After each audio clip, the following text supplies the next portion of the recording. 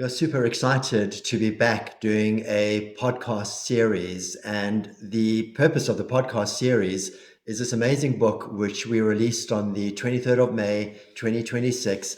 And to say we love this book is an understatement. We believe that this book is so relevant for the times in which we're living in. So we're doing this podcast series, which is going to engage the themes of the book, some questions that people ask us about the book, but also subtleties beneath the surface that you maybe wouldn't pick up by just reading the book. So, when you walk into a bookstore and you pick up a book because the cover intrigues you, what do you normally do next? You go to the back cover because you want to know what the book's about. So we thought this very, very first podcast should answer this simple yet very profound, relevant question. What's tunnel vision all about? So tunnel vision is about my life, but focuses on my childhood years.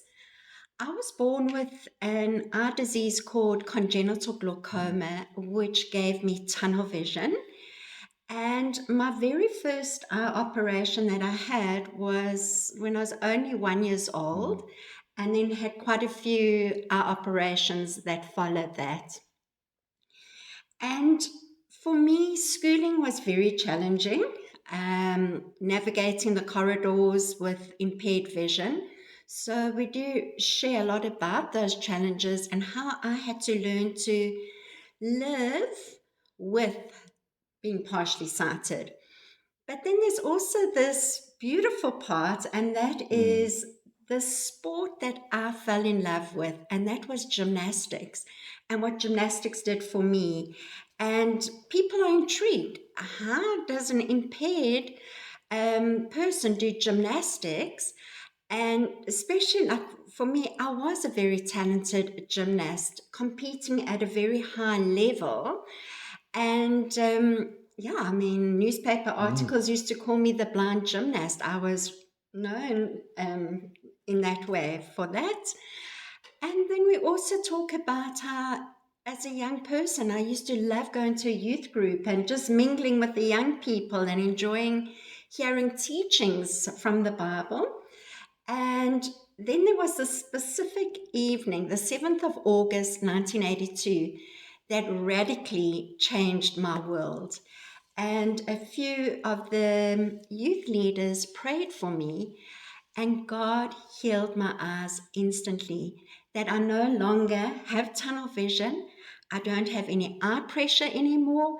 And still, 44 years later, I have still not gone. And I'm trusting I'll never go for any more eye I'm operations. sure you're not going to after 44 years. It's the story of Mandy's childhood, or put it this way, the first 6 chapters of the book tell this beautiful story. And what's also amazing is the story doesn't happen behind closed doors. It's not in the dark. As Mandy already mentioned, newspaper articles spoke about you being the blind gymnast. So the book includes these newspaper articles, and they also include the newspaper articles post the healing, because a great miracle healing like this also doesn't stay out of the newspapers, doesn't stay out of the press. And these articles are included in the book, and they make for very, very interesting reading. In actual fact, I often go back to the newspaper articles and just have a look, and you often pick up something that you hadn't picked up before. But now, here's the big thought. The book then has a part 2, and it's based off this premise, or could we say principle. Some people, very few people in the world, have physical tunnel vision, thankfully. But we believe everybody has an inner tunnel vision. It's a cognitive tunneling, it's an emotive tunneling, it's a spiritual tunnel vision that comes about because we live life. And so part 2 works off that premise, and it really challenges you, challenges me. And it's saying, where do you have tunnel vision? Yeah, so we engage 16 forms of tunnel vision in the book. And with each of these types of tunnel vision that we talk about. It is supported with social science. There's some stories that we share, principles and practices that can really help us see more Yeah. and help us to live a more wholehearted life. Um, yeah, so let me share one of them, and that is the tunnel vision of attachment. And I think a lot of us, actually, I think we all battle with this one, is with attachment, it could be things like a hurt that we're still holding on Yeah, to, absolutely. a fear, Mm. disappointment, a title that we're still clinging on to. It could also be the approval of others. I'm just trying to think of others. Maybe it's, Well, if you take the corporate world, a lot of companies are still holding on to the thing that made them successful. But the world's moved on and they need to it's let go. the And releasing. yeah, and the funny part is the more you hold on to it, the harder it is to actually now move forward and succeed. Yeah. But it's quite hard, when what made you successful, you have to actually let go of. Release, yeah. But it can also be things like perfectionism, Mm. or like you shared there with the company doing what made them successful. They're still holding on to that season, but it's a season in our life that has come to an end. And sometimes it's not that, it might just be that we need to hold it a little bit more loosely. Yeah, Yeah. totally. So, yeah, 16 forms. There's probably many, many more. Mandy's got many of these tunnel visions in her life. I've got a few. Oh, nice, Mike. We'll But talk later. But yeah, we are very, very confident, and it sounds strange to say very confident, but we all have these forms of tunnel vision, some more, some less. But living life causes us to move into this tunneling. But there's a third big idea in the book, and this is probably the the main thing underneath everything. So when we were writing the book, we began to actually discover our own tunnel vision. And it was very, very interesting, as we were uh, talking about our lives from Mandy's healing to today, we began to notice things about our lives and about a certain flow of events that we had never ever seen before. And there was this beautiful moment in writing where we looked at each other and we go, "Wow, this is absolutely amazing." Yeah. It's a guy called Søren Kierkegaard, and he's got a quote where he says, "Life is understood backwards, but lived forwards." And I don't know whether you've ever experienced this, but you look back at the events of your life, and when the event was happening, it was just a random event. But as you look back, you say, "Wow, something's been moving here, and I hadn't seen it." And that part of the book is very, very special to us. But in order for us to have seen that, we had to slow down. We had to think about these things, write them down. Sometimes writing is not only a communication process, writing is also a revealing process. Yeah, definitely. Yeah, when you write, Very powerful. when you write things down, You discover. you discover gaps and things like Yeah. that. And in the process of us slowing down to write the book, we began to see. Yeah.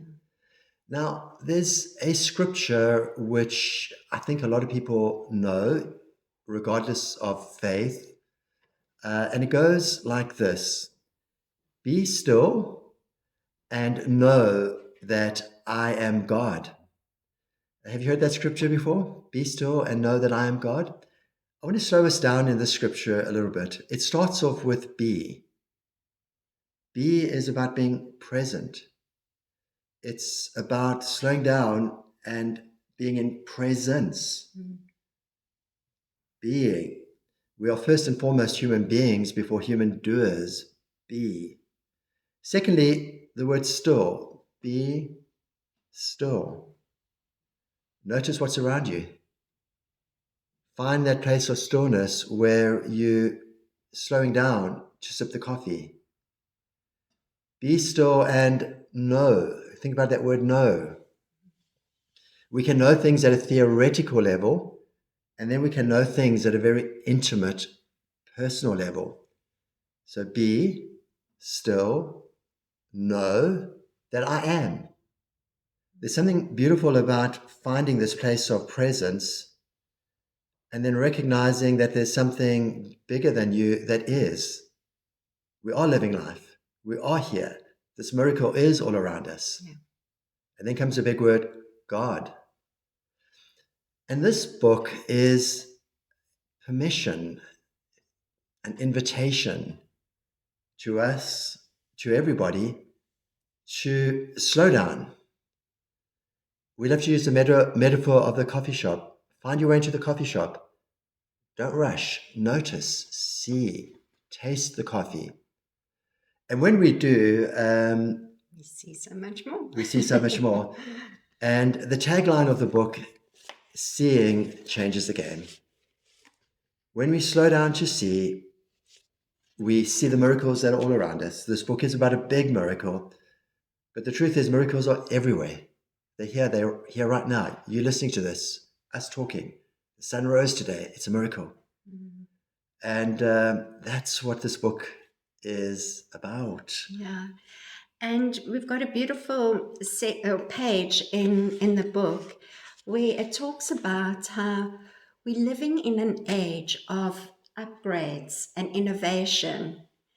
Smartphones have connected us with the world. Google has made us knowledge seekers, and AI has given us new skills that are made available for us. And let me read a little bit more here. And yet, no matter how times change, the greatest game changer of all remains the same, and it's in reach of us all. Seeing. The kind of seeing that notices more, that looks beyond the surface, that brings clarity and perspective. Seeing the person others overlook, seeing the opportunity inside the setback, seeing the world in wonder and awe. When you see differently, you lead differently, respond differently, live differently. The world may be full of innovations, but the deepest revolution is still the ability to notice what others don't. Seeing changes the game. May you enjoy just slowing down, sipping on that cup of coffee, and seeing the beauty that is around you and within you. Seeing changes the game. Let us know in the comments where you feel you have developed tunnel vision.